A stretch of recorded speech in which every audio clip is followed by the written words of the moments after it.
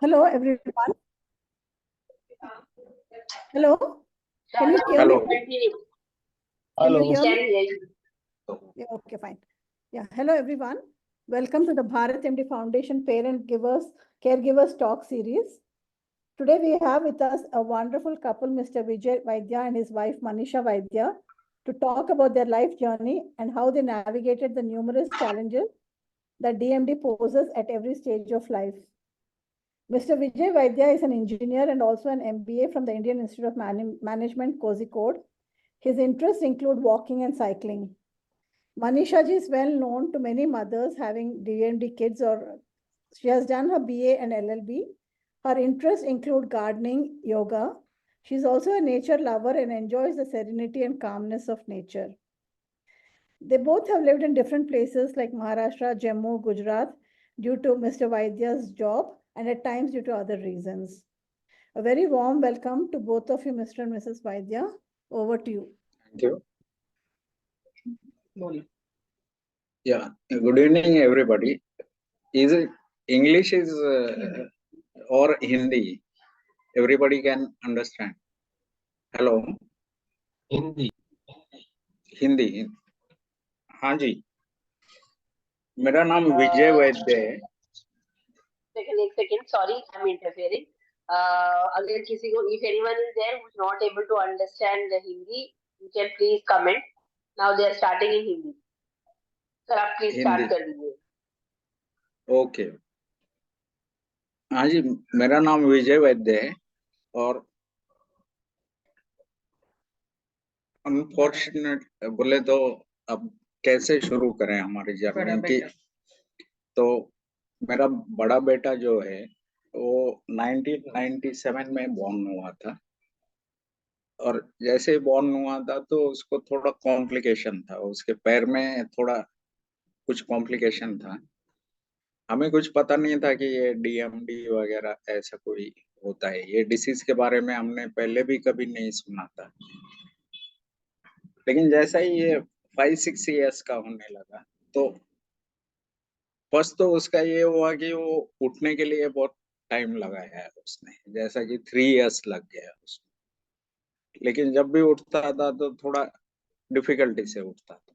हमें लगा कि दूसरा कुछ प्रॉब्लम है तो उसके लिए उसका पैर का भी ऑपरेशन हुआ. लेकिन जैसे ही दिन बढ़ते गए तो उसको तकलीफ होने लगी. देन वो टोज पे चलने लगा. ये हुआ. फिर जब ये 7-8 इयर्स का था तब जाके हमारे को किसी डॉक्टर ने सलाह दी थी कि आप जाके एक डॉक्टर खाडिलकर बोल के है बॉम्बे में, उनको जरा दिखाना है. फिर फर्स्ट टाइम हम जब गए थे तो उन्होंने कुछ टेस्ट किए उसके डीएनए के वगैरह. उसके बाद उन्होंने सिंपली जब टेस्ट आए तो हमें बताया कि ऐसे ऐसे डीएमडी है. और उन्होंने हमारे को फ्रैंकली बताया था कि देखो आप ये डीएमडी बोले जानते हैं क्या क्या रहता है क्या नहीं है. तो हमें लगा कि ऐसा ही कुछ तो डिसीज होगा. तो जैसा ही उन्होंने शुरू किया बताने के लिए ये डिसीज के बारे में तो पहला सेंटेंस उनका ये था कि इनकी लाइफ जो रहेगी 14 to 15 इयर्स रहेगी. तो अब मेरे लिए तो वो एक्सेप्टेंस करने जैसा नहीं था तब वो कंडीशन. फिर उन्होंने सब कुछ बताया. फिर हमने इलाज के बारे में भी पूछा उनसे. लेकिन ये पता चला कि कोई इलाज नहीं है उस पे. ये 2000 की बात है. फिर मेरी मिसेस मनीषा, उसने तो देखा, वो जल्दी एक्सेप्ट किया उसने कि ऐसा ऐसा है और कि इसे अपने को कैरी करना है आगे. फिर नेक्स्ट स्टेज ऐसा हुआ हमारा कि देखा हमने तो तब हमने डिसीजन ली थी कि बच्चों को जो भी करना है इनका स्कूलिंग वगैरह ये हम 100% करेंगे. उसके लिए पहले जैसे ये स्कूल में जाने लगा तो बहुत सारी दिक्कतें आती थी तब। एक तो व्हील चेयर जाने के लिए कुछ स्लोप्स नहीं रहते थे, ये नहीं रहते तो लिटरली मेरी मिसेस वहां रहती थी स्कूल में, जब तक उसके क्लासेस ना हो जाए। तो ये फेज से हम चलने लगे।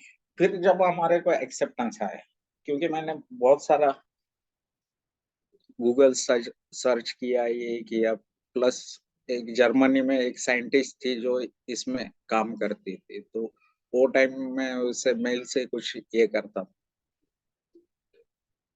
ये होते होते फिर हमारे सेकंड चाइल्ड की बात है। तो सेकंड चाइल्ड में डॉक्टर्स ने बताया कि 50% चांस है, अगर मेल होता है, फीमेल होता है तो कुछ ये नहीं होगा। फिर भी हमने एक ट्राई करके देखा, लेकिन तब तो हमें सब पता था कि इसके कुछ टेस्ट रहते हैं, ये रहते हैं। तो जो मेरा सेकंड चाइल्ड वरुण था, वो जैसा बॉर्न हुआ तो 6 महीने में हमें पता चला कि उसको भी डीएमडी। फिर ये जर्नी हमारी चलते रही। अभी उस चीज में मुझे भी ऐसा था कि एक्सेप्टेंस नहीं आ रहा था, मुझे लग रहा था कि कहाँ ना कहाँ तो मुझे इसका इलाज मिलेगा। फिर मैं कुछ 2 साल के लिए मैं फॉरेन गया था, लेकिन वहां भी मैंने चेक किया तो वहां भी कुछ नहीं था, और बहुत सारे डीएमडी पेरेंट्स से भी वहां मुलाकात हुई। तो एक्चुअल मुझे पता चल गया है कि इसमें कोई इलाज ऐसा नहीं है। उसके बाद में फिर जैसे कि मेरे मिसेस का बहुत बड़ा हाथ है इसमें, उन्होंने बच्चों को कभी भी ये फील नहीं होने दिया कि आप अपाहिज हो या व्हील चेयर पे हो। प्लस हम भी उनको स्टोरीज बताते थे, देखो भाई जैसा क्रिकेट में सचिन तेंदुलकर है, वो तो क्रिकेट ही खेलता है ना, लेकिन वो फुटबॉल नहीं खेल सकता है। वैसे तुम्हारे को एक लिमिटेशन दी है, लेकिन उसके बावजूद आपको जो इंटरेस्ट लगता है वो आप करते रहो, जो कि आप कर सकते हैं। तो मेरा छोटा बेटा जो था, वरुण था, उसको ज्यादा इंटरेस्ट इसमें था कि गाना गाना, बाद में कीपैड बजाना, प्लस उसका बोले तो एक्स्ट्रा करिकुलर में बहुत ही एक्टिव था। और करण जो था, करण थोड़ा सा बोले तो शाय टाइप रहता था, लेकिन स्टडीज में बहुत ही आउटस्टैंडिंग था, क्योंकि उसके फ्रेंड्स वगैरह घर पे आते थे, उसको पूछते रहते थे। तो उसने जैसा कि अपना डेवलप करने शुरू किया कि उसके फ्रेंड सर्कल भी अच्छे बने, इसकी वजह से कि वो उसका पॉजिटिव जो पॉइंट था उससे वो आगे काम करने लगा। प्लस रहती थी बात की मोबिलिटी की, तो उसके लिए हमने भी कभी भी उनको ये महसूस नहीं होने दिया कि आप व्हील चेयर पे तो कहाँ नहीं जा सकते। तो इस टाइप से तो जर्नी शुरू हो गई हमारी। उसके बाद में हमने, अब मैं मेरे तरफ से बताता हूँ कैसा एक्सेप्टेंस आया है क्या है। उसके बाद में मैंने ये सोचा कि अभी हम ये सोचते हैं कि one day at A time करेंगे, आज का दिन निकालना है, बाकी का कल का नहीं सोचना है। और ऐसे करते करते हमें पता भी नहीं चला, जो हमारे को डॉक्टर ने बताया था कि 15-16 ईयर्स तक इनका रहेगा। एक्चुअली करण वो ग्रेजुएशन किया, फिर जैसा ये 12th में था, एक तो हम जम्मू गए थे, तो ये फर्स्ट टाइम जम्मू में शिफ्ट हुआ 11th में। इसको भी नए कॉलेज में थोड़ा एडजस्ट करने को थोड़ा टाइम लगा, लेकिन हमें पता नहीं चला कि इसने विदाउट एनी ट्यूशन वगैरह स्टेट टॉपर रहा था 12th में सीबीएसई। वैसे ही उसकी वजह से, हालांकि वहाँ स्कूल्स में वगैरह कुछ भी स्लोप नहीं था, ये नहीं था, लिटरली बोले तो हमारे को उसको सेकंड फ्लोर तक उठा के लेके जाना पड़ता था कॉलेज। लेकिन ये जैसा स्टेट टॉपर आया है तो वरुण भी वही स्कूल में था, तो कम से कम स्कूल ने एक स्टेप ले ली कि उसका क्लास वो नीचे ही रखते थे। अभी आपको अभी करण की तरफ देख के वगैरह हमें तो ऐसा महसूस नहीं होता है, हमारे को तो बहुत प्राउड फील होता है, क्योंकि एक नॉर्मल चाइल्ड के ऊपर उसने करके दिखाया है। प्लस उसके बहुत सारे प्लस पॉइंट्स हमारे को दिखते हैं यहाँ। अल्टीमेटली वो हमारे साथ ही रहता है, हम एक दोस्त जैसे रहते हैं। प्लस जब वरुण भी था तो ये दोनों का ट्यूनिंग इतना जबरदस्त था कि एक दूसरे के बगैर बोले तो उनका नहीं चलता। दूसरा बात इनका मैंने देखा, ये कभी भी बाहर जाते जैसा प्लेस पे कहाँ भी आउटिंग में वगैरह, तो कभी भी इनको ये नहीं लगता है कि यार मैं व्हील चेयर पे हूँ। ये डर इन्होंने स्लोली जाके सब निकाल दिया। यहाँ तक कि करण जब कॉलेज में था तो वो उनके फ्रेंड के साथ आउटिंग में भी जाता था, 2 दिन 3 दिन, सिर्फ हमें एक केयर टेकर उसके साथ भेजना पड़ता था। तो ऐसा करते करते वो कॉन्फिडेंटली फिर कॉन्फिडेंस आया है उसका। जैसा कि ग्रेजुएशन में हमारे को जम्मू में इतने कॉलेजेस अच्छे नहीं थे, फिर भी इसने बीसीए गवर्नमेंट कॉलेज से किया, तो वहाँ के सब प्रिंसिपल वगैरह उन्होंने बताया था हमें कि इसका पोस्ट ग्रेजुएशन कोई अच्छे इंस्टीट्यूट में करो। उसके लिए हमें गुजरात शिफ्ट होना पड़ा। यहाँ नेशनल फॉरेंसिक साइंस यूनिवर्सिटी बोल के एशिया की एक ही यूनिवर्सिटी है, वहाँ 30 सीट रहते हैं। तो उसमें भी इसने कंपटीशन एग्जाम में 5th आया और वहाँ उसका एडमिशन हुआ। और जैसे ही इसका पोस्ट ग्रेजुएशन इसने digital forensic and information technology में पोस्ट ग्रेजुएशन किया। उसके बाद में इमिडिएटली उसने टीसीएस में अप्लाई किया, वहाँ भी इंटरव्यू में पास हुआ। अभी लास्ट 3-4 ईयर से वो टीसीएस में ही है। बाकी बोला बोल बोल। हाँ, अभी इसके पापा ने शॉर्ट में करण और वरुण की जर्नी बता दी। अभी मेरा आवाज सुनाई दे रहा है ना यहाँ से? हाँ, सुनाई दे रहा है, सुनाई दे रहा है। हाँ, You are audible. वैसे उन्होंने शॉर्ट में सब स्टोरी सुना ही दी है।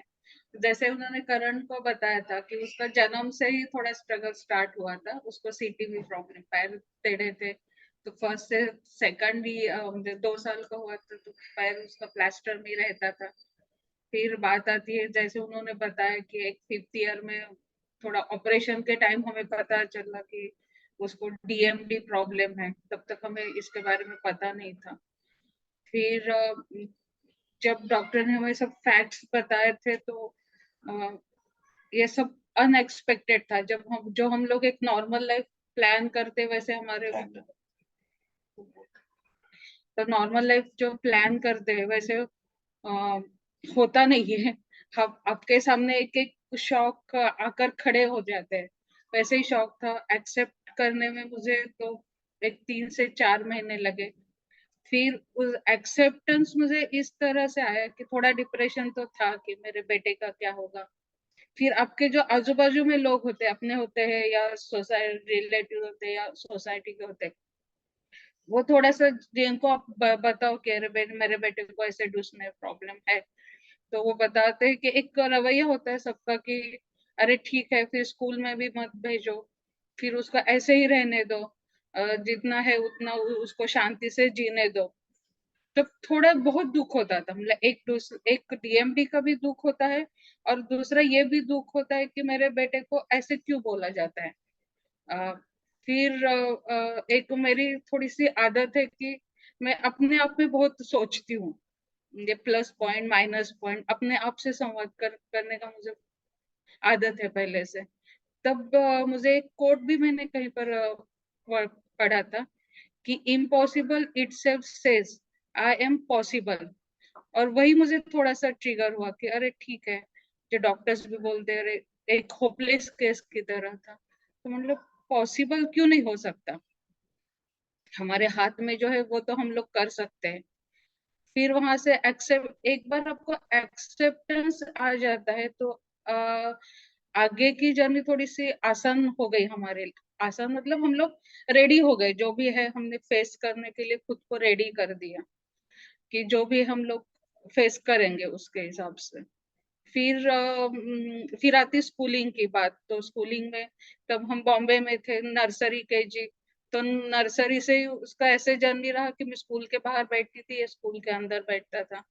तब उसको डाइजेशन के बहुत प्रॉब्लम्स होते थे, थोड़े थोड़े प्रॉब्लम शुरू होना स्टार्ट हो गया था। फिर हम लोग पुणे शिफ्ट हुए, पुणे में भी वही प्रॉब्लम आया थर्ड फोर्थ में। फिर एक लेकिन एक मन में लिया था कि एक और एक डीएमडी का हमने समझा था कि इस बच्चों को भले मसल्स का प्रॉब्लम है लेकिन इनकी मेंटल ग्रोथ जो है वो नॉर्मल बच्चों की तरह ही होती है। जैसे नॉर्मल बच्चों को एक मेंटली सोसाइटी चाहिए, खेलना चाहिए, वैसे जो डिमांड नॉर्मल बच्चों की होती है वही डिमांड इन बच्चों की भी होती है। तो इसीलिए स्कूल तो पहला ऑप्शन है। फ्रेंडशिप चाहिए, स्कूल से हमें फ्रेंडशिप मिलती है, खुद को कैसे डील करना, स्कूल की एक्टिविटीज, ये सब बच्चों को एंजॉय करना बहुत जरूरी होता है। फिर हमने थर्ड फोर्थ में पुणे में शिफ्ट हुए थे। फिर स्कूल थोड़ा पास में था, लेकर जाना आना। फिर उधर भी वैसे ही जर्नी शुरू हुआ कि स्कूल में प्रॉब्लम बता दिया तो उन्होंने बोला कि रिस्क लेने के लिए तैयार नहीं थे करण को लेने के। तो फिर मैं स्कूल में बैठी रहती थी और मतलब ऊपर नीचे ले जाना वो सब मैं करती थी और बाकी पढ़ाई चालू थी उसके। और वो स्कूल का एनवायरनमेंट उसने एंजॉय किया उसे, और उसके फ्रेंडशिप भी बहुत थे यहाँ पर। उसके फ्रेंड्स ने भी उसको बहुत हेल्प की है। उसके चलने में थोड़ी दिक्कत आना शुरू हुआ था, टोज ऊपर थे, भाग नहीं पाता था, स्पीड नॉर्मल बच्चों की स्पीड ये नहीं कर पाता था। तभी इन बच्चों ने उसको कॉन्फिडेंट बहुत दिया, इसमें उसके फ्रेंड्स का भी बहुत हाथ है। फिर बीच में ऐसे हुआ कि उसको फिफ्थ ईयर में और फिफ्थ में था तभी स्कूल का बिल्डिंग का काम चालू था। तो स्कूल वाले ने बोला, और प्रैक्टिकली वो पॉसिबल भी नहीं था स्कूल में जाना। तो तब एक साल के लिए हमने खाली एग्जाम्स के लिए स्कूल जाता था, बाकी दिन मैं घर में पढ़ाई लेती थी ऐसे। लेकिन स्टॉप नहीं लिया, गैप नहीं लिया, बस पढ़ाई करना है। वो कुछ भी प्रॉब्लम आए जो वो रोकना नहीं है, यही बस था हमारा। फिर सिक्स से फिर स्टार्ट हुआ। यहाँ पर मैं और एक बताना चाहती हूँ कि जब स्कूल में था पुणे के स्कूलिंग में, तब वरुण भी उसी स्कूल में एडमिशन ले लिया था। तो टीचर्स, मैं स्कूल में रोज बैठी रहती थी तो टीचर्स वगैरह पहचान के हो जाते हैं।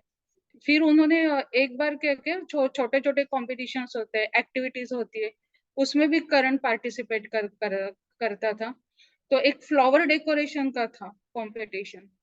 तो टीचर ने उसको फर्स्ट नंबर दे दिया स्कूल में। तुम अपना बच्चा क्या करता है ये हमें पता होता है।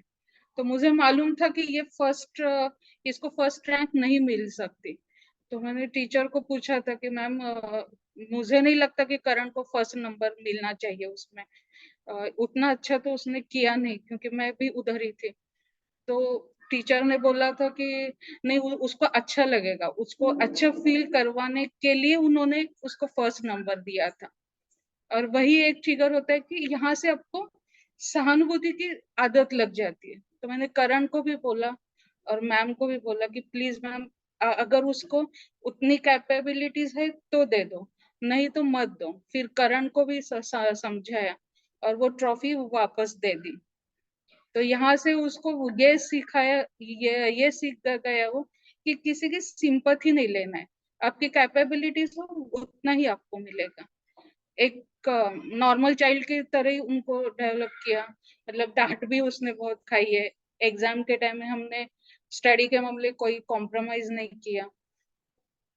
अभी बात आती है कि स्कूलिंग दोनों का चालू था, आपको फिजियोथेरेपी भी करनी है, थोड़ा सा खेलना कूदना भी है, स्कूल भी है, सब आपको थोड़ा सा टाइम भी स्पेंड करना है, फैमिली टाइम भी होता है। अगर ये सब मैनेज करना होता है तो आपको डिसिप्लिन की ज्यादा जरूरत होती है। इसलिए हमें खुद को डिसिप्लिन में रहने की, टाइम मैनेजमेंट यहाँ पर हम लोग सीख गए हैं कि टाइम मैनेजमेंट और डिसिप्लिन का इम्पोर्टेंस। और फिर 4 से 5 ये करना है, 5 से 6 करना है। तभी से करण और वरुण को डिसिप्लिन और मैनेजमेंट की आदत लग गई थी। अभी यहाँ पर जैसे सर ने बोला था कि हमने ट्यूशन कभी बच्चों को नहीं लगवाए, लेकिन मेरा छोटा बेटा वरुण जो है, उसके फ्रेंड्स ट्यूशन के लिए जाते थे, तो वो थोड़ा पीछे पड़ता था कि मेरा ये फ्रेंड ट्यूशन के लिए जा रहा है, वो फ्रेंड ट्यूशन के लिए जा रहा है।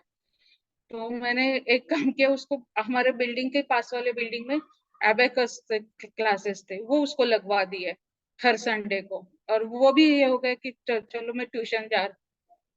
और उसने एबेकस में 8 लेवल कंप्लीट किए वहां पर 4 तक। और उसको स्टेट लेवल पर 6th लेवल में उसको स्टेट लेवल स्टेट्स का 6th रैंक भी मिला था। उसमें भी उसने कंपटीशन किया, एक्सेलेंट किया। ये दोनों का एक है कि जो भी वो करते वो उसमें अपना 100% दे देते हैं। फिर करंट का 10th आया तो सर ने वैसे बताया, तभी भी हमने ट्यूशंस नहीं की, बोला था जो स्कूल में है वही करना है, एक्स्ट्रा टाइम नहीं लगाना है। तो उसको आईसीएसई बोर्ड में 84 मार्क्स मिले थे। अभी और एक बात मैं यहाँ बताना चाहती थी, तो सबसे बात करके मुझे कि हमें सोसाइटी का सपोर्ट नहीं मिलता है, हमें सब आप डिप्रेशन में चले जाते हो, आपको एक होपलेस केस समझा जाता है, वगैरह वगैरह। जो निगेटिविटी सब बाजू से आती है, हमारे भी आई थी, लेकिन हमने बच्चों को इसको फेस करने के लिए रेडी कर दिया था। और जब ये करण, तब तक सबको लगता था कि हाँ ये स्कूल जा रहा है, ठीक है, क्या कर लेगा वगैरह वगैरह। लेकिन जब ने करण ने 10th में 84 मार्क्स लिए, तब सबका ध्यान गया कि हाँ ये बच्चे भी कुछ कर सकते हैं। और फिर इग्नोरेंस करना, मैंने बच्चों को मुझे इग्नोरेंस करना भी सीख गए थे। जैसे सर ने बताया कि जब वो व्हीलचेयर पर आया, तो बच्चों को 2-3 महीने में आउटिंग की जरूरत होती है। और जहां जहां वो पहले खेलता था, वहां वहां पर मैं रोज उसको व्हीलचेयर पर लेकर जाती थी, एक कॉन्फिडेंस देने के लिए कि ये व्हीलचेयर पर बैठे, इसका मतलब ये नहीं है कि हम लोग सब खत्म हो गया वगैरह। सब घुमाना फिराना सब हमारा चालू था। सर भी उसको घुमाने के लिए लेकर जाना, बाहर आउटिंग करना वगैरह सब शुरू था हमारा। तो इसीलिए बच्चों को महसूस नहीं होने दिया कि आप में क्या कमी है। उसमें एक 2 चीजें होती है कि आपके पास क्या है और आपके पास क्या नहीं है। वो हमारे ऊपर डिपेंड होता है कि हमें किस पर फोकस करना है। क्या हमारे पास चीज नहीं है, या हमने फोकस किया कि हमारे पास क्या है। ये बच्चों का टैलेंट था, ब्रेन शार्प है, हमने सुना था। जितने भी बच्चे देखे हैं मैंने, वो सब ब्रिलियंट ही है, अपने अपने इसमें अच्छा ही कर रहे हैं वो। फिर बात आती है 10th के बाद, हम लोग, सर ने बोला वैसे जम्मू में हम लोग शिफ्ट हुए थे। जम्मू में 11th और 12th में, और कहीं पर आप शिफ्ट हो जाते हो ना, तो आपको बहुत दिक्कत, मुझे दोनों होते हैं। आप सोशल लाइफ भी मिलता है, अलग अलग लोगों से आपके मिलते भी हो, और एडजस्ट होने में बहुत तकलीफ होती है। जम्मू में भी हमें स्कूल नहीं मिल रहा था जल्दी। 8, 9, 10, जब 10th वो स्कूल था, वो हमें मिला। रोज हम स्कूल में ट्राई करते थे, हर स्कूल हमें ना बोलता था। फिर एक स्कूल ने हमें एडमिशन दे दिया, लेकिन उन्होंने बोला था कि दोनों के क्लासेस 2nd फ्लोर पर है और हमारे लिए पॉसिबल नहीं है कि ग्राउंड फ्लोर पर लेकर आना। इट्स ओके, क्योंकि फोकस स्टडी पर था। फिर दोनों को रोज लेकर जाना, फिर ड्राइवर वगैरह सबके मदद से, कंडक्टर जो बस के ड्राइवर होते उनके हेल्प से ऊपर लेकर जाना, रोज नीचे जाना, ये हमारा चल रहा था। यहाँ पर करण के पूना में थे, तो सब बहुत सारे फ्रेंड्स थे उसके, बाहर जाना वगैरह। अभी सर बोल। अभी जैसे मनीषा ने बताया कि हमने इनको पहले से ये आदत दी थी कि हमारे को वो कैपेबल नहीं है उसके मत लेना। लेकिन उसके बाद में करण और वरुण ये देखते थे कि कैसे अपना फुल दे, और उससे अपन बोले तो जैसा नॉर्मल चाइल्ड रहते हैं ना, उस टाइप से अपने को मिलना चाहिए। जैसे हम 11th में ये जम्मू पहुंच गया था, तो एक नया स्कूल, उसके बाद में नए फ्रेंड्स, कोई मिक्स होने को तैयार नहीं। लेकिन इसका जो डेडिकेशन देखा ना वहाँ के प्रिंसिपल ने वगैरह, जैसा ये 11th में गया तो इनके टेस्ट होते थे, तो इसके मार्क्स ऐसे 60-65% ऐसा था। लेकिन जैसा 12th में इनके टेस्ट होने लगे, तो करण उन्होंने देखा कि वो टॉप कर रहा है हर एक इंटरनल टेस्ट में, और ये देख के इनको भी पता नहीं था कि ये स्टेट टॉपर होगा या नहीं होगा। लेकिन उसका जो डेडिकेशन वगैरह देखा, तो इन्होंने इनका जो स्टूडेंट ऑफ द ईयर रहता है, ये उसके वजह से मिला फर्स्ट टाइम उसको, क्योंकि वहाँ कंपटीशन में बहुत सारे बोले तो आपके एकेडमिक भी लड़के थे, स्पोर्ट वाले भी नेशनल लेवल के थे। लेकिन करण को उन्होंने डिसाइड किया, और उसके बाद में जैसा उसको मिल गया स्टूडेंट ऑफ द ईयर, उसके बाद में 2 महीने बाद जब रिजल्ट आया, तो ऑटोमेटिकली वो स्टेट टॉपर हो। तो उसको भी इतना अच्छा लगा और हमें भी बहुत प्राउड हुआ। फिर उसके सब पोस्टर्स वगैरह जम्मू में पूरे लगे थे। तो ऐसी जर्नी हुई।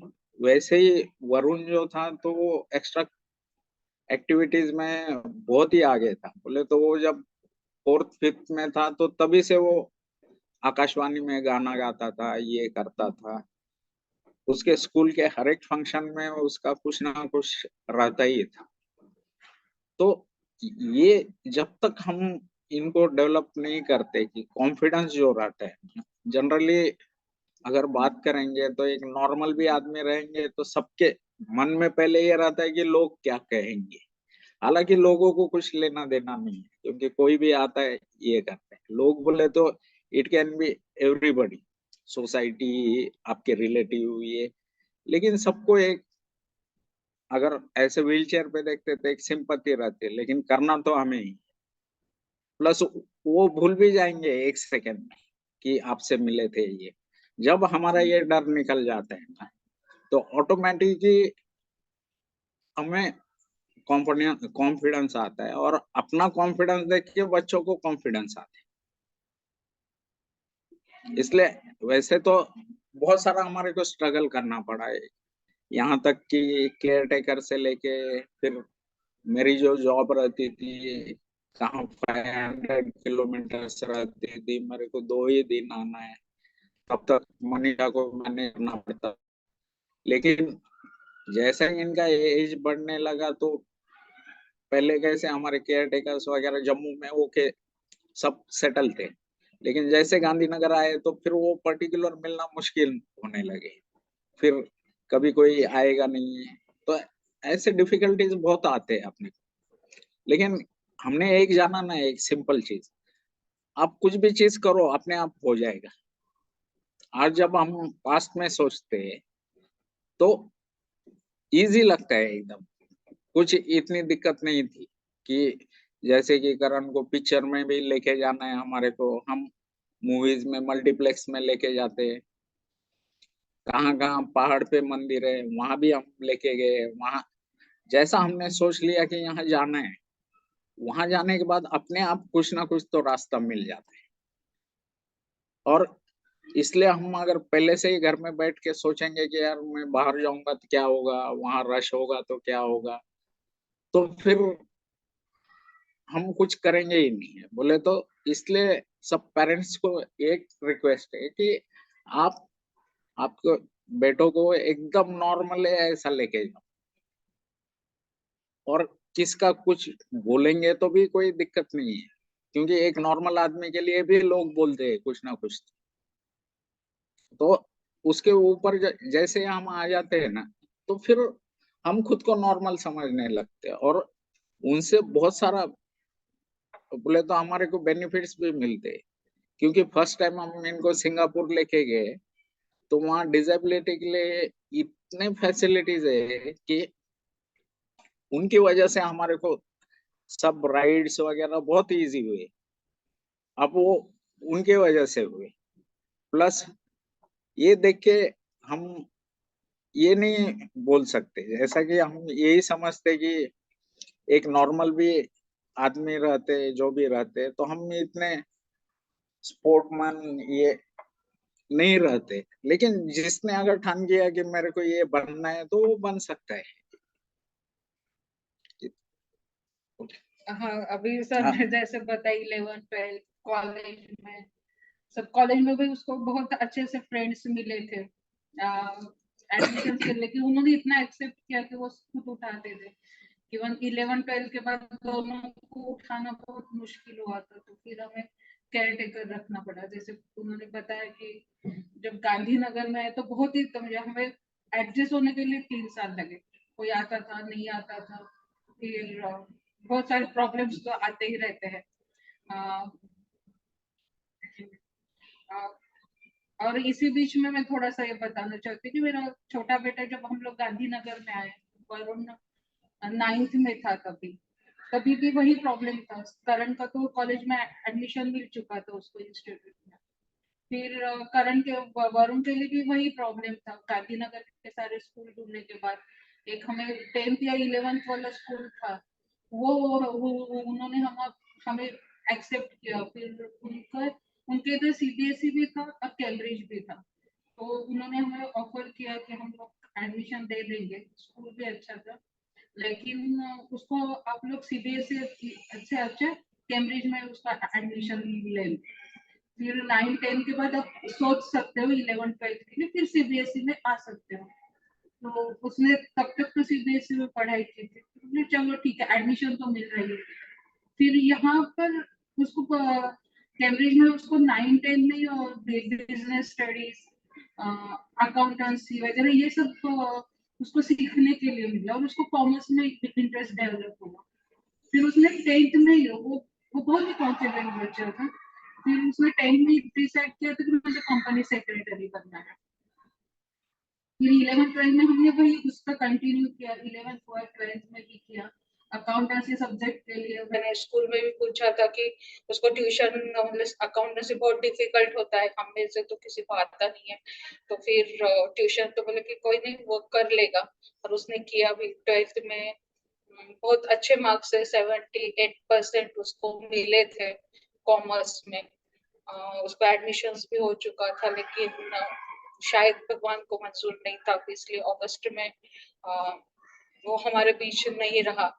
फिर करण को भी हमें खड़ा करना था, और वो बहुत ही शॉकिंग। हमारे लाइफ में हमने बहुत शॉक्स झेले हैं, बहुत सारे डिफिकल्टीज। ऐसा कोई एक फ्रंट नहीं है लाइफ में कि जहां पर हमने स्ट्रगल नहीं किया।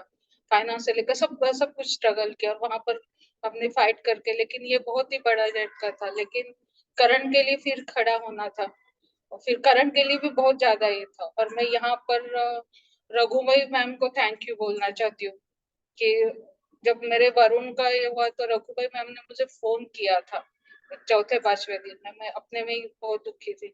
तो उन्होंने मुझे, बहुत ही पोलाइट बोलते हैं रघुभाई मैम, उन्होंने मुझे सिर्फ इतना बोला था कि मनीषा, जो हुआ वो हमारे हाथ में नहीं है, लेकिन हमें डीएमडी मॉम्स है और जिनके 2 बच्चे हैं, उनको वो रोक जैसे बैठ नहीं सकते, हमें दूसरे के लिए फिर से खड़ा होना है। तो कभी भी तुम्हें डाउन फील हो तो करण को देखना है। और ये बात आज तक मुझे याद है, जब भी मैं खुद को डाउन फील करती हूँ ना, तो मैं रघुभाई मैम की बात याद करती हूँ कि नहीं, मुझे खड़ा होना है। फिर करण को, और यहाँ से मुझे गार्डनिंग का तो पहले से शौक था, और यहाँ पर मुझे गार्डनिंग का काम आया कि शांति से बैठती थी अपने आप को, क्योंकि कोई आप किसी चीज से किसी के साथ शेयर करते हो बाहर, तो वो बहुत सलाह देते हैं, और जो जो जो हमें नहीं चाहिए वही वो बोला जाता है, पूजा वगैरह वगैरह। इससे अच्छा कि शांति से। फिर एक छोटा सा हमारा गैलरी है, उसमें मैंने गार्डनिंग करना शुरू किया। 2 साल से मैं योगा भी ज्वाइन कर रही हूँ। ये भी मेरे बच्चों को ये जाता है क्रेडिट, उन्होंने, क्योंकि बहुत सालों से उनको उठाकर वगैरह बहुत स्टीप हुआ था, तो उन्होंने बोला नहीं, फिर सुबह का एक टाइम करके, वो योगा टीचर ने भी मुझे बहुत हेल्प की थी। आज उसमें भी बहुत थोड़ा बहुत मुझे सक्सेस मिला है उसमें। वो भी रोज वरुण के बाद मुझे फोन करेगी कि मनीषा तुम्हें कल आना है, नहीं मैं आज नहीं आ पाऊंगी, नहीं, फिर दूसरे दिन फोन आएगा कि नहीं तुम्हें आज आज आना है। मतलब ऐसे करके जो 1-2-3 लोग हैं हमारे आज भाई, उन्होंने हमें खड़ा करने में बहुत हेल्प की है। शायद शारदा मैम हो या रघु भाई मैम हो, इनकी बातों से इनके साथ बातें करते करते हम लोग थोड़ा सेटल होने की कोशिश भी की थी। फिर करण को भी ये किया, करण तो जॉब पर था, तो करण जॉब करने के लिए उसका एकदम से मन हो गया कि मैं जॉब नहीं करूंगा। फिर एक भाई जब जाते दूसरे भाई को एक जो दुख भी होता है, डर भी होता है कि मेरा भी ऐसा होगा क्या, और दुख भी होता है। इसके लिए मैं उसके साथ लैपटॉप के साथ बैठी रहती थी कि नहीं तुम्हें जॉब नहीं छोड़नी है, तुम जॉब छोड़ोगे तो करोगे क्या दिन भर। फिर मैं उसके साथ बैठी रहती थी स्कूल में, फिर वो लैपटॉप पर काम करता था, साथ में बैठे रहो, नहीं तुम्हें करना है, नहीं करना है, नहीं नहीं तुम्हें क्या करना है। ऐसे करते करते धीरे धीरे वक्त सब सिखा देता है। आज वो ये कर रहा है, और अभी इतनी जर्नी तो हमारी ऐसी थी। अभी आपको कुछ क्वेश्चंस पूछना है तो पूछ सकते हो।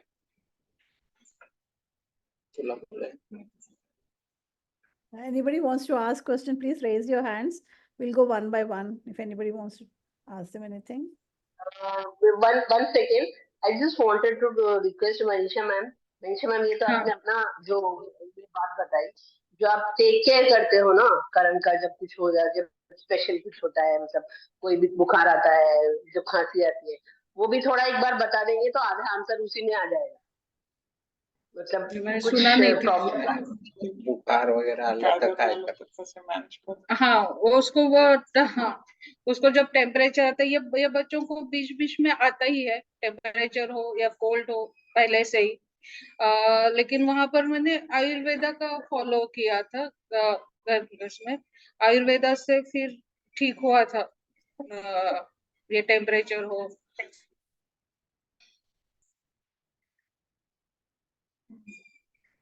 मतलब काढ़ा, अगर कोल्ड होगा तो काढ़ा देते थे टेम्परेचर में उसने। और एक डॉक्टर ने हमें पहले से ही बताया था कि उनको हेवी एंटीबायोटिक्स नहीं देनी है। और यहाँ पर अगर बात है तो दूसरा एक है कि हमें डॉक्टर खाड़ीलकर जो है, उन्होंने पहले ही बता दिया था कि, तब मुझे 25 इयर्स पहले की बात है, 20 इयर्स पहले की, तो उन्होंने बताया कि उस टाइम, अभी स्टेरॉइड में भी बहुत डेवलपमेंट हुई है, कि स्टेरॉइड मत दो, बिना स्टेरॉइड के भी आपका बच्चा मैनेज हो जाएगा। अगर फिर साइड इफेक्ट्स आप मैनेज नहीं कर पाओगे तो स्टेरॉइड तो कभी नहीं दिया। और हमें जितना हो सके उतना बच्चों को कफ से बचाना है, और जब कफ आता है तो आयुर्वेदा ही फॉलो करते हैं, स्टीम देना वगैरह। अच्छा, दूसरा Manisha ma'am, Rama this side. हाँ. First of all, thank you for accepting Vijay ji. Manisha ma'am से तो बात होती रहती है. Thank you for coming online and you have informed. आपने बहुत अच्छा, I mean, father होके कैसे आपने संभाला था, कैसे आपने बच्चों को सिखाया, and it's very very inspirational. Ma'am, I just wanted to ask you one thing. Like you are managing 24/7 Karan, you are managing home. हाँ. Apart from these two things, you are managing many things from side, which many of us know. How are you managing all that, and how, sir, and how you both are able to give something back to the society? I wish you please address that also.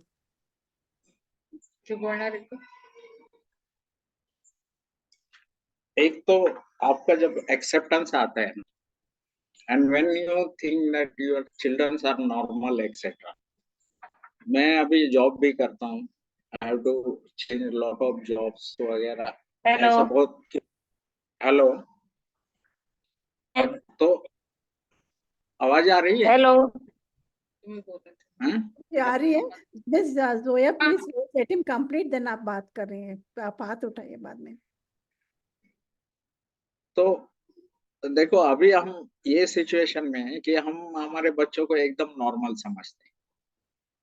We know कि we have to do some extra work, कि जो भी रहता है उसका खाने का रहता है, ये रहता है, तो वो हमारे सब टाइमिंग फिक्स रहते हैं। जैसे कुछ चीजें रहती है कि आने के बाद मैं कुछ ड्यूटी करके आता हूँ तो मैं कर लेता हूँ, बाद में हम घूमने जाते हैं एक ऐसे ही राउंड करने को, जैसा नॉर्मल हमारा बिहेवियर रहता है। उससे जैसा आप टाइम निकालोगे तो बहुत टाइम रहता है अपने पास। ये बच्चों की वजह से हमारे को सीखने मिला कि नहीं तो हम जो भी हमारा स्पेयर टाइम मिलता है उसमें हम दूसरे कोई चीज में लगे रहते हैं, या तो मोबाइल में लगे रहते हैं, या तो कहाँ टीवी पे रहते हैं, या ये रहता है। लेकिन जब आप कुछ चीजें प्रैक्टिस करने लगोगे ना, तो मुझे नहीं लगता है कि आपके पास बहुत टाइम है। हमारे बेटों के पास भी है, हमारे पास भी है, बोले तो हम ड्यूटी करके भी मैं डेली काम में एक आधा किलोमीटर घूम के आते, वो व्हील चेयर पे जाएगा, ये करेगा, कभी उसका मूड नहीं होता है तो ये होता है। उसके बाद संडे में एज अ नॉर्मल फैमिली जैसे भी कहाँ खाना खाने जाते, यहाँ जाते। अभी तो करण तो इतना अभी मैच्योर्ड हुआ कि वो खुद होटल्स ढूंढ के वहां बुक कर लेता है।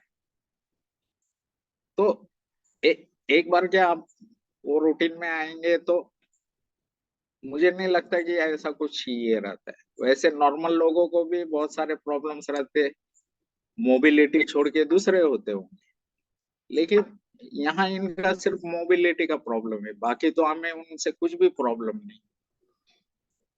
और दूसरी बात है, जैसे मैं देखी मैं सारे पेरेंट्स है एक्चुअली इन बच्चों के इसमें रही, लेकिन 2018 में बेंगलोर में डाट का कॉन्फ्रेंस हुआ था, वहाँ साइंटिस्ट आने वाले थे, तब हम लोग जम्मू में ही थे, तो सोचे कि साइंटिस्ट आ रहे हैं तो हम लोग एक बार अटेंड कर लेते। तो करण ने और मैंने हम लोग बेंगलोर में आए थे, तो पहली बार स्नेहा कामत डॉक्टर सार्थक की मम्मी, उनसे बात हुई।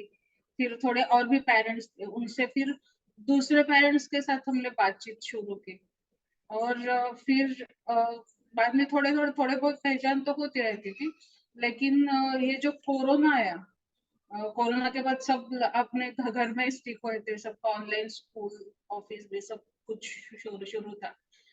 तब हमें अमित जी ने अप्रोच किया था कि आप क्योंकि करण हमारा फेसबुक पर सोशल एक्टिविटी बहुत ज्यादा करता है, कुछ फोटो डालना कोई कहीं घूमने के लिए, तो उन्होंने वो देखा था।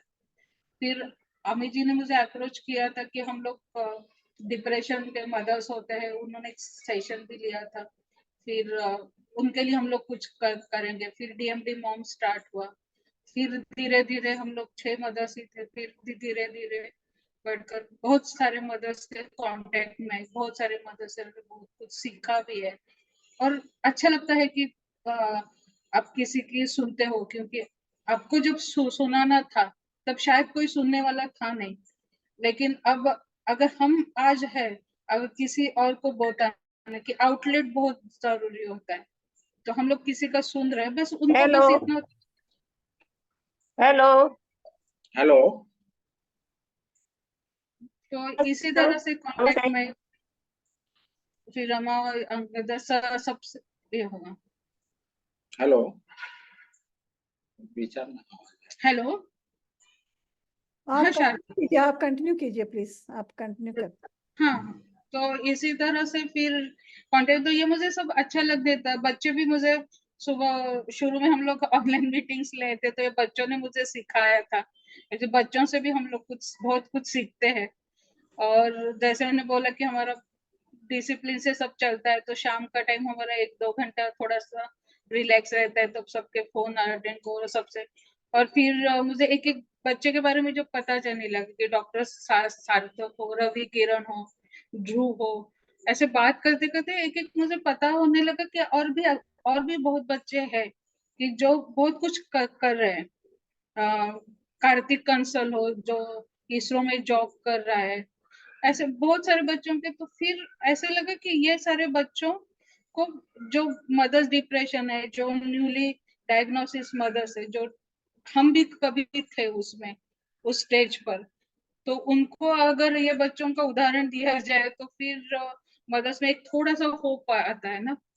तो इसी वजह से सबके साथ फिर जुड़ती गई और ये चलता रहा। Bhumi is asking like how did you manage work life balance और caregiving सब कैसे manage किया था? Ma'am, just a minute.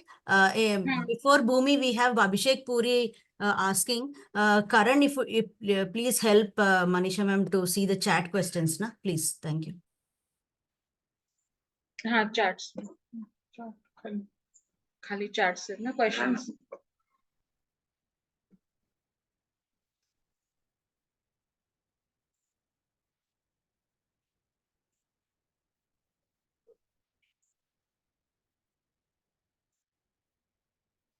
और यहाँ पर बॉडी रैश आता है। हाँ, और ये यहाँ पर एक बताना चाहती हूँ, जितना ये दो बच्चों को संभाला ना एक्सपीरियंस से, 3-4 चीजों पर हमें ध्यान रखना है।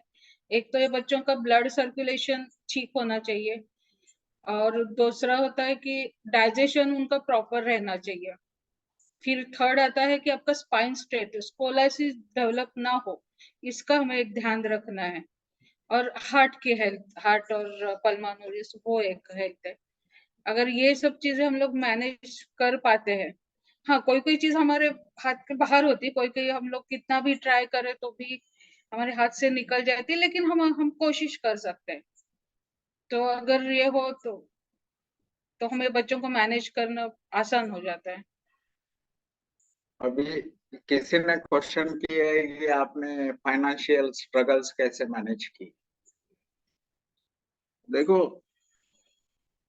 हम तो पहले से भी फाइनेंशियली स्ट्रगल्स एक नॉर्मल आदमी रहता है उसमें भी आते, प्लस क्योंकि अब मेरी कंडीशन बताएंगे तो मैंने आपको बताया कि मेरे को एक्सेप्टेंस के लिए एक 4-5 साल गए।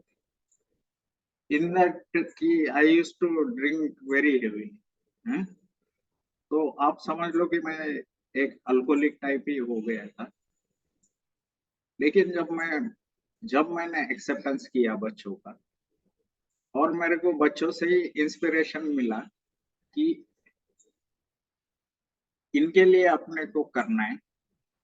और आप यकीन नहीं करोगे कि उससे मैं बाहर आ सका। वो टाइम तो मेरे स्ट्रगल्स ऐसे थे कि I was working with multinational companies वगैरह, लेकिन मेरे ड्रिंक के प्रॉब्लम की वजह से मेरी नौकरी भी गई, कहाँ मैंने भी छोड़ दी, क्योंकि कंप्लीटली एक्सेप्टेंस नहीं था। मैंने जीरो से फिर से शुरू किया, बोले तो वो एक डिफिकल्ट टास्क थी, क्योंकि एक आप अच्छे पोजीशन में कहाँ काम कर रहे, एक स्विट्जरलैंड जैसे कंपनी में मैं था। मैं स्विट्जरलैंड में 6 महीने रहता था, लेकिन उसके बाद में मैं एकदम जीरो पे आया। फिर मुझे ये एहसान हुआ कि पहले मुझे मेरे ड्रिंक्स छोड़ने पड़े, और वहां से मेरे जीरो से शुरू होगी। लेकिन जैसा ही देखो, मैं एकदम उसके बाद पता नहीं मैंने कुछ जो भी किया, तो मेरे को एक एहसान हुआ कि बच्चों को बोले तो कितना भी हम वरी करेंगे तो वो वरी हमारे चेहरे पे दिखती है, और उससे वो और डिप्रेस हो जाते। जैसे कि मैं डिप्रेस रहूंगा, सपोज घर में से कोई भी, सपोज हस्बैंड या वाइफ, दोनों में से एक भी डिप्रेस रहेगा तो वो भी डिप्रेस रहेंगे। फिर उनको देख के मैंने वो छोड़ के फिर से शुरू किया, और आप यकीन नहीं करोगे कि मैं जो पोजीशन में था ना, कुछ मेरे को स्ट्रगल करना पड़ा 1 साल, लेकिन उसके बाद में मैं उससे बड़े इसमें गया। फिर हमारा फोकस सिर्फ बच्चों का ही था, इसलिए मेरा भी कॉन्फिडेंस इतना बड़ा हुआ था कि ये देख के मैं जैसा जम्मू से मेरे को खास शिफ्ट होना था कि करण का पोस्ट ग्रेजुएशन हमारे को कहाँ तो अच्छे इंस्टीट्यूट में करना था, और मैं जम्मू में भी एक मल्टीनेशनल कंपनी में था, सैलरीज इतने ज्यादा थे। अभी एक मैंने ये पूरा इनका डिसीज वगैरह देख के एक मेरे इसमें एक फर्क आया है कि थोड़ा ईगो लेवल वगैरह मेरे ज्यादा नीचे जाने लगे, और इसलिए मेरे को इतना ज्यादा डिफिकल्ट नहीं लगता है कि कोई, मैं अगर कंपनी छोड़ के मेरे को उससे मैं 1/3 1/5 सैलरी में भी काम कर चुका हूँ यहाँ गुजरात में।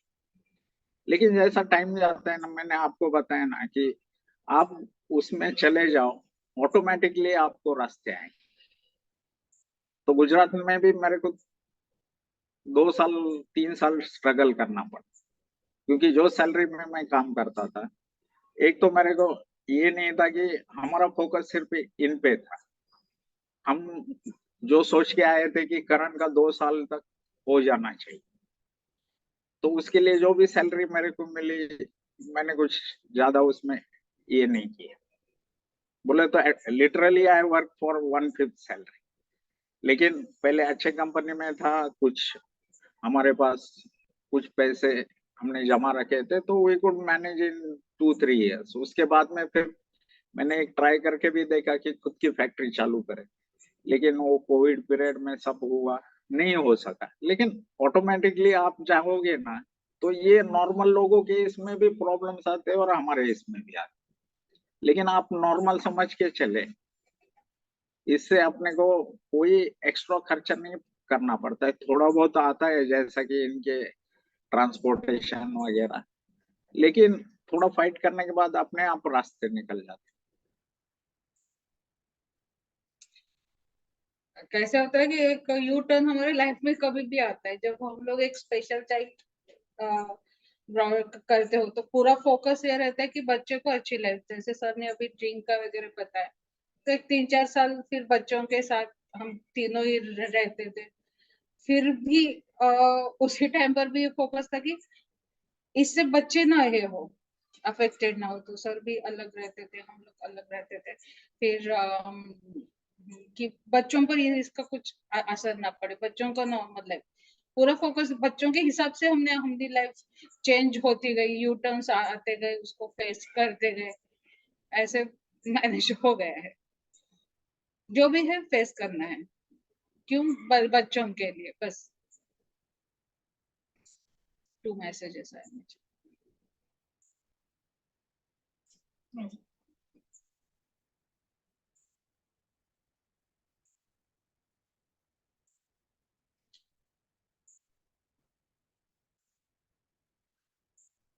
स्कोलाइसिस वगैरह झालं तर काय कसं करायचं? हाँ, ये कोलाइसिस के लिए तो आपको फिजियोथेरेपिस्ट हेल्प करते हैं, लेकिन बच्चों पर ये कोलाइसिस अचानक नहीं होता ज्यादा डेवलप, आपको धीरे धीरे से होता है। तो अगर बच्चों पर पूरी नजर रखी, मतलब बच्चों की जो डेवलपमेंट होती है, बच्चों के कर्व्स आते हैं, तो एक दिन अचानक एक रात में बड़ा कर्व नहीं आता, और एक 25% से ज्यादा कर्व आ जाता है तो हम लोग और डॉक्टर भी कुछ नहीं कर सकते।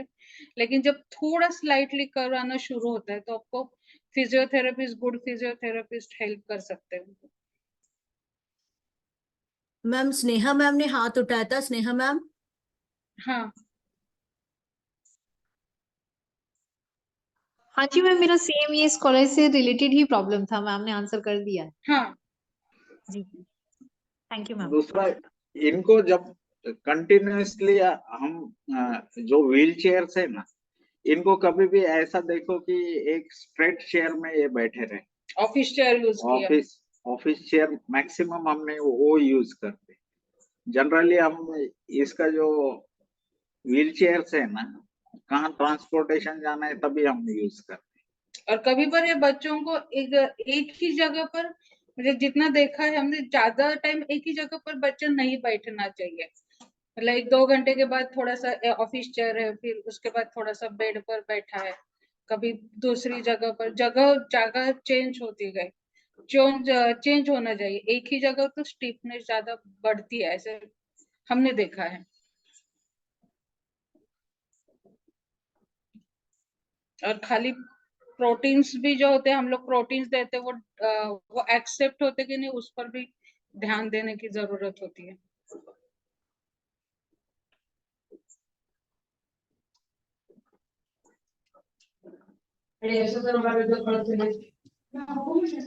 मैडम कुछ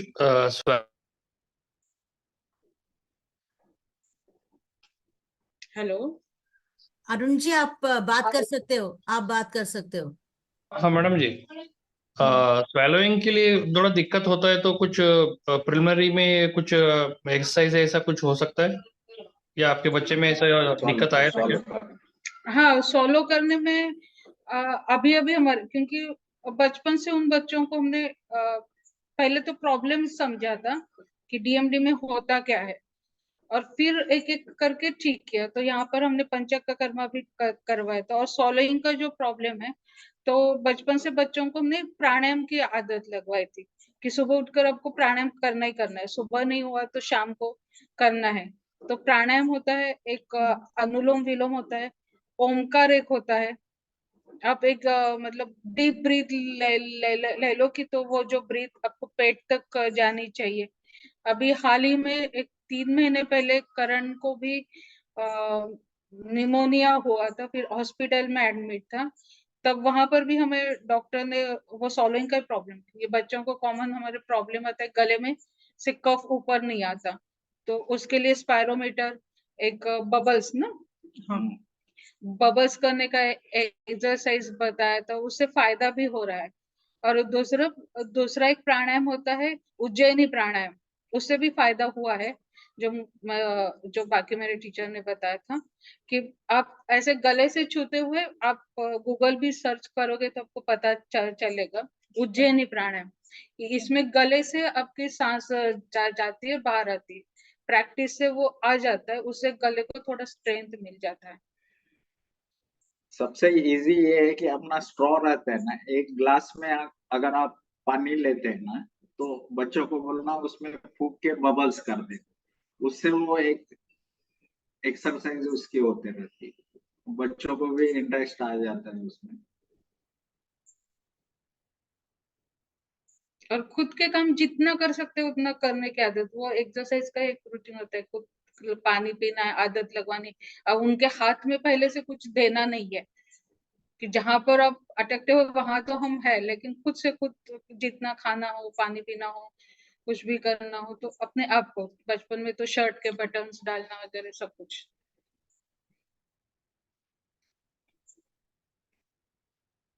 उनकी क्वेश्चंस।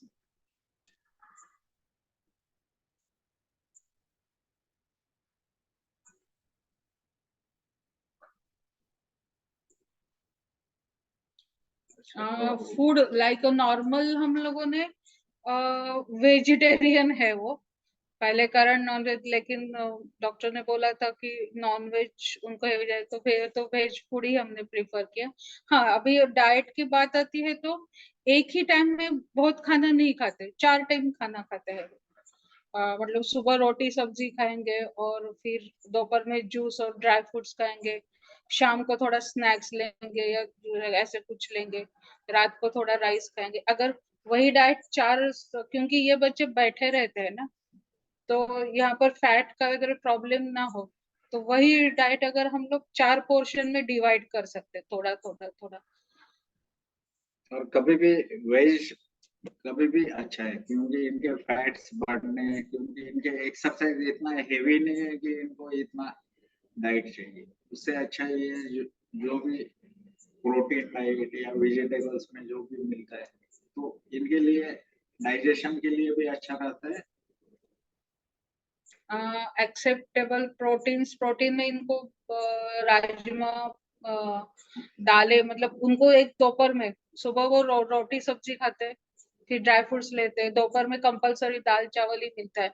तो दाल चावल में अलग अलग दाल, क्योंकि वेजिटेरियन है तो हर टाइम अलग अलग दाल यूज करते हैं हम लोग।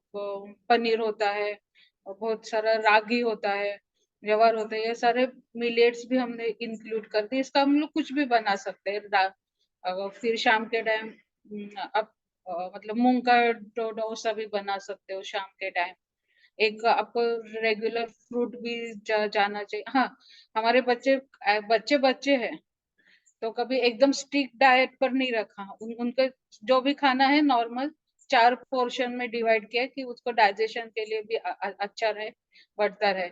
अभी आपका बच्चा है तो कभी ना कभी आपको केक मांगेगा, कभी ना कभी चॉकलेट्स भी मांगेगा, तो आप एकदम अवॉइड नहीं करना है कि उसको कभी भी चॉकलेट्स नहीं मिलेगा, कभी भी ये नहीं मिला, स्वीट नहीं मिलेगा। उसको देना है, लेकिन आदत लगवाने की कभी कभी मिलेगा, क्योंकि उसको इतना भी कोई भी बैलेंसिंग सब करना है। अगर एक्सट्रीम हम कुछ करेंगे तो फॉलो नहीं होता और बच्चा भी कोऑपरेट नहीं करता है फिर।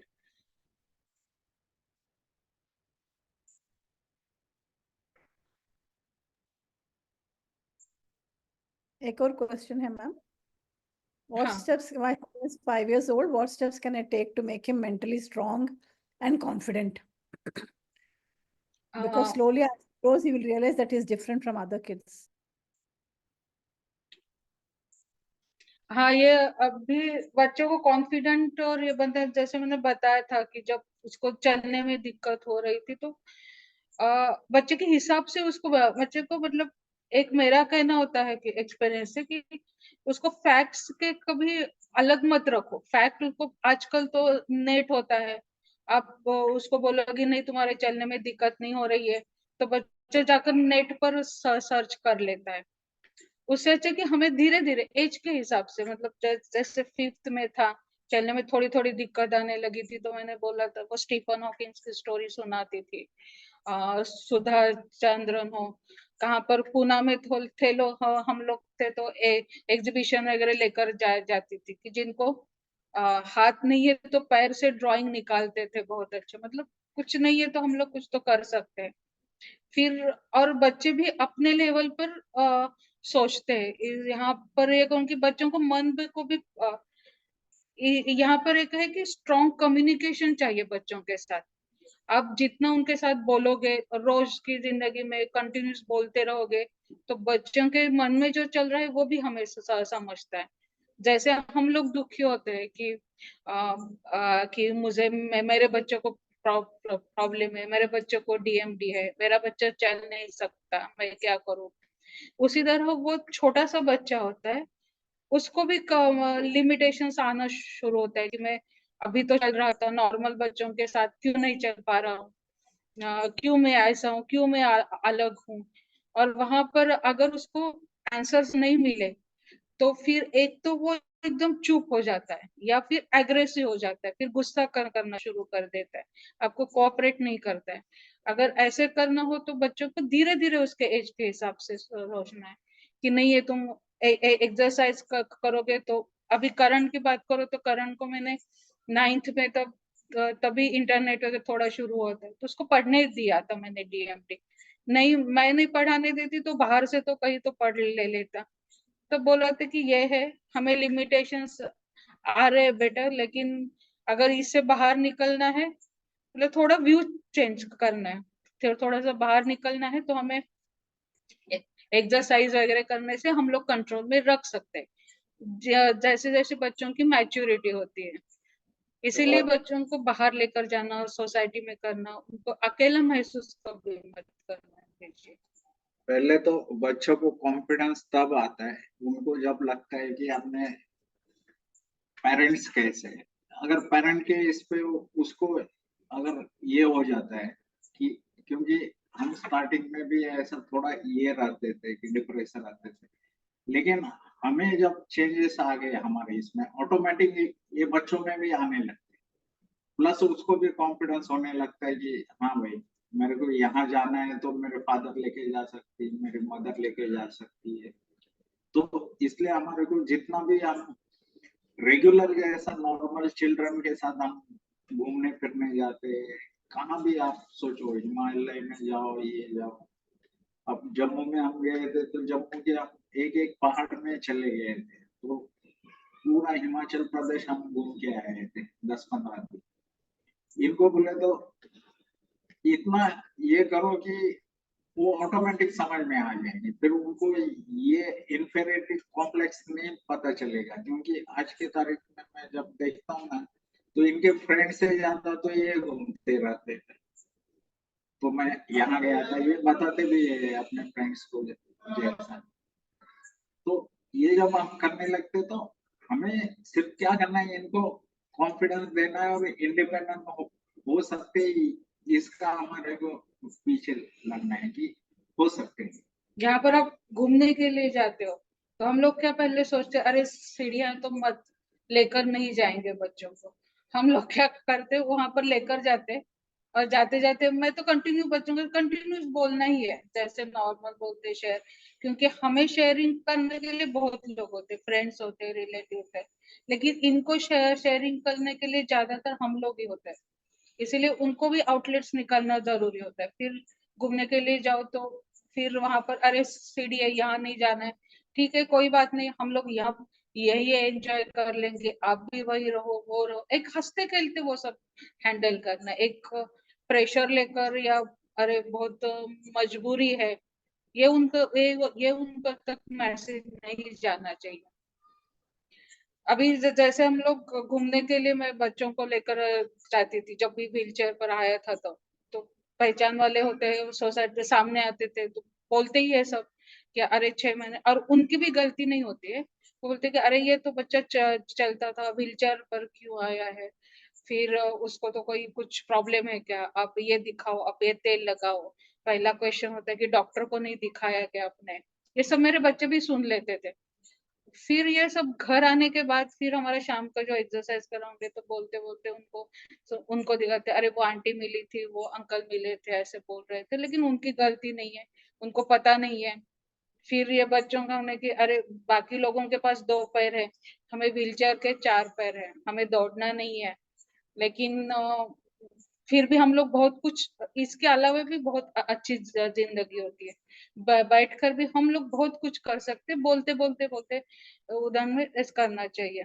आज करण ने तो अभी दौड़ने की बात आई तो करण ने मतलब वरुण का मेरा होने के बाद करण को मैंने करण ने मुंबई मैराथन में भी पार्टिसिपेट किया था डिसेबिलिटी कैटेगरी में, वो भी उसने कंप्लीट किया 3 किलोमीटर।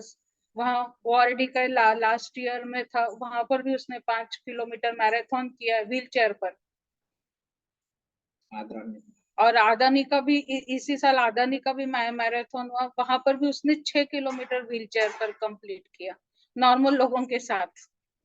मतलब उनको एक महसूस करने दे कि एक नॉर्मल लोगों के साथ ही रहना है, नॉर्मल बीच में तो बहुत कुछ कर सकते हैं।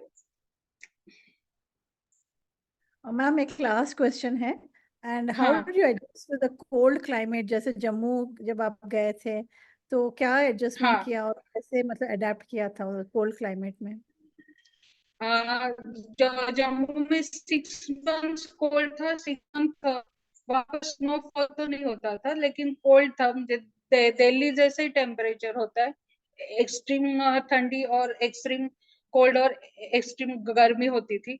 गर्मी में तो ज्यादा प्रॉब्लम नहीं आता था, लेकिन वहां पर हमने थोड़ा मसाज वगैरह ये किया था, वहां में तो पॉइंट सीख गए थे हम लोग, तभी हम नेचुरोपैथी मसाज थोड़ा करते थे।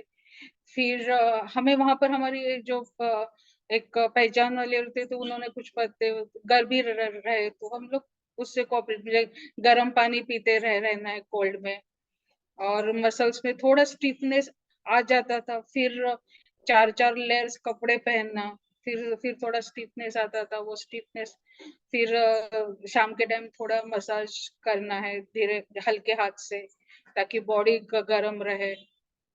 थोड़ा दिक्कत आती थी लेकिन ऐसे हम लोग को मतलब हर एक पर सॉल्यूशन निकालते गए। Thank you, ma'am. Thank you, both of you, sir. It was wonderful Thank listening to you. Truly very, very inspirational.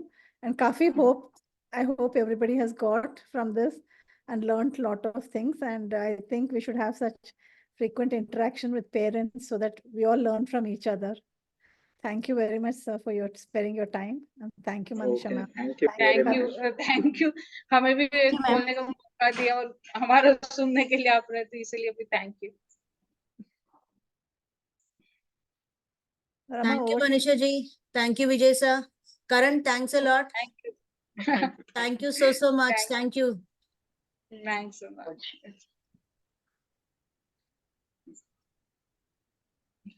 बंद कर